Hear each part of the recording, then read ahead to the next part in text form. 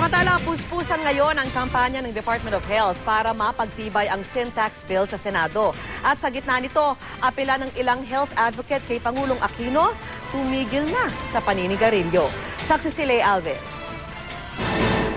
Hindi na sikreto sa publiko ang paninigarilyo ni Pangulong Noynoy Aquino, gaya ng nasaksihan sa videong ito noong mismong araw ng nakaraang eleksyon. Pero sa gitna ng pagsusulong niya sa sin tax bill na aprobado na sa Kamara, tanong ng mga health advocate, bakit hindi pa mag-quit si Presidente? High risk din ng Presidente, genetic history. Ang father niya nagka-heart attack, ang mother niya nagkaroon ng colony cancer.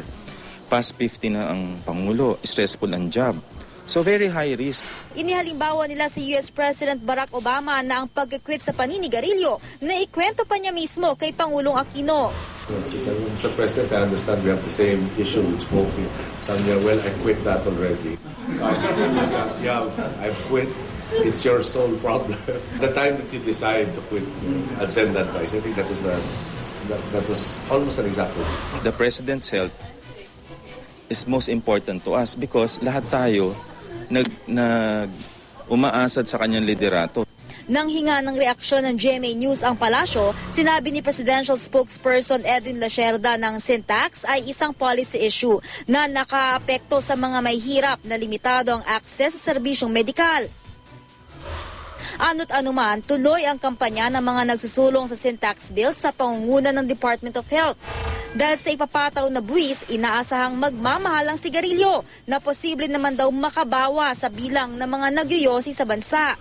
It will also discourage smoking, especially for the young and the very poor.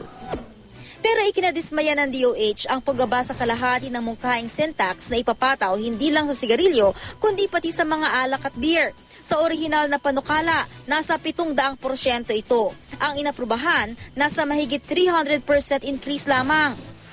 Pangamba ng DOH, baka lalo raw mawala ng pangil ang sin tax bill sa Senado dahil sa matindi umanong lobbying. Yun na nga yun na aming kinatatakot.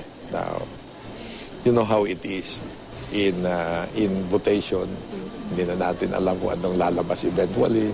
Nasa committee deliberations pa lamang ang mga panukalang amyenda sa Senado.